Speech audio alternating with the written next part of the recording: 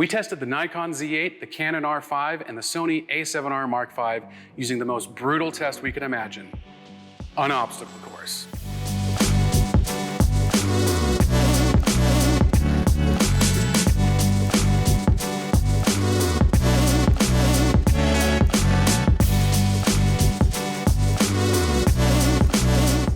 With the release of the Z8, Nikon has updated their very popular Z7 Mark II with some very powerful features, and has taken direct aim at Sony and Canon's own flagship cameras. With massively improved video features, a robust autofocus system, and a blistering 20 frames a second RAW for 1,000 frames, we thought it'd be a great opportunity to put Nikon up against Sony and Canon in a series of tests. And the results may surprise you, because they surprised us.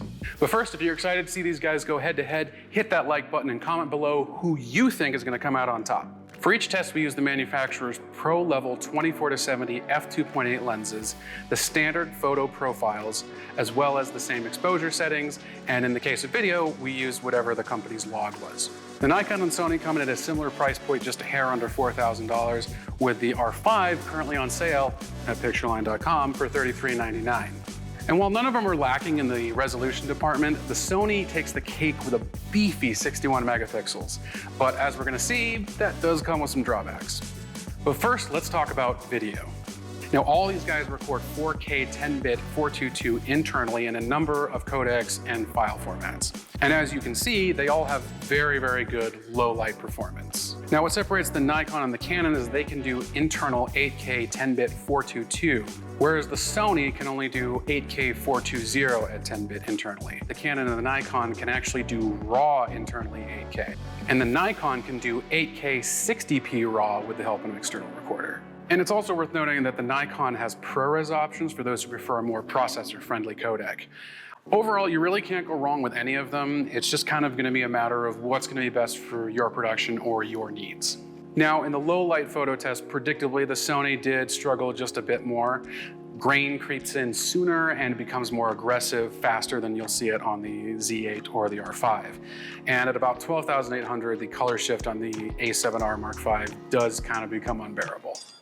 Now, once we get to 25,600, despite the grain being extremely heavy, both the Nikon and the Canon do maintain color pretty well, though there is a slight color shift in the R5. Other than that, they both did very, very well. And as far as the Sony goes, if you want 61 megapixels, you're just gonna have to sacrifice a little bit of low light sensitivity.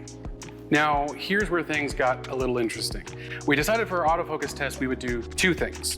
The first was to have the subject start at the very back of the room.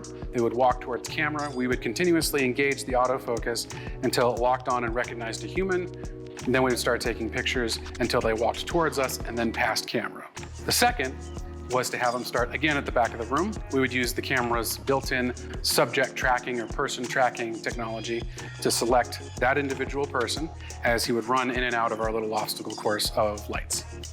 Now, in the interest of transparency, I do have to tell you, when we first ran this test, the Z8 did bad, like really, really bad. It seemed to be tracking everything, but once we got it into Lightroom, everything was out of focus. Everything was just kind of a little bit back focused. So we decided, just to make sure there wasn't any human error, we took the Z8 and ran the test again the next week. We used the same lens, and we just kind of went through the camera and double checked to make sure all the settings were consistent with the other cameras. And then the Z8 did a lot better. But you are gonna notice that these images are gonna be just a little bit different. Our test subject's wearing different clothes. The setup's just a little bit different. We are confident that this test was fair in the way that we performed it. So in the walking test, the Z8 did exceptionally well. It recognized the human target extremely far away, like right at the back wall. And of course, it tracked them almost telepathically. I would watch as our subject would move forward, and it felt like it was predicting the movements better than I was predicting the movements. Now, the other cameras did very, very well. They tracked the subject with some occasional misses, but the fact that the Nikon could do 20 frames a second, it ended up with way more usable, sharp images than the other two. However, when we moved on to our running test, that's when everybody struggled. No one was perfect, but the Canon lost track of the subject basically the second he went behind the first light. And then it kind of found him a couple more times after that. The Sony did a very, very good job. It kept following the person with an occasional miss here or there, and was actually, of the three, technically more accurate, like more hits than misses. The thing is with the Z8, again, that 20 frames a second kind of comes in clutch, because even though it wasn't quite as accurate as the Sony, it still managed to track the subject, and we ended up with, again, more in-focus images. Now, the reason why we were so surprised by this is we really didn't think this was going to be that difficult of a test. Now, our biggest surprise was how much the Canon struggled with all of this. We really kind of expected it to be a little bit better.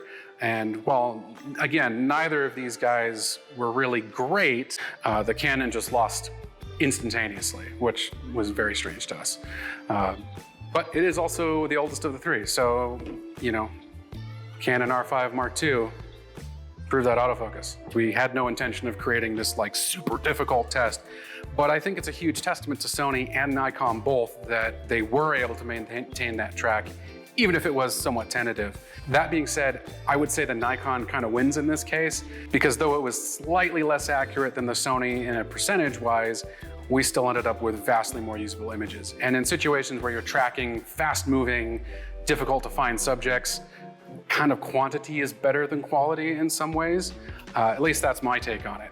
All in all, the Z8 is a true powerhouse of a camera. It really feels like they squeezed a Z9 into a tiny little body. A bit like me trying to squeeze into my skinny jeans after Taco Tuesday. All these cameras are great for different reasons, but to me, the Z8 has really raised the bar on almost every single level, providing top-tier performance that punches way higher than its price point. Now, of course, all of these cameras are available at pictureline.com or at our store in Salt Lake City, Utah. But what do you guys think? Was our obstacle course too tough? Are you a Sony or a Canon shooter and you want to tell us how much Nikon sucks? Whatever it is, comment below and let us know. And as always, if you want to see more gear reviews, tutorials, comparisons, stuff like that, don't forget to subscribe to the channel and click that little bell to notify yourself of new videos. And don't forget to check us out on Instagram, Facebook, and Twitter. Keep shooting.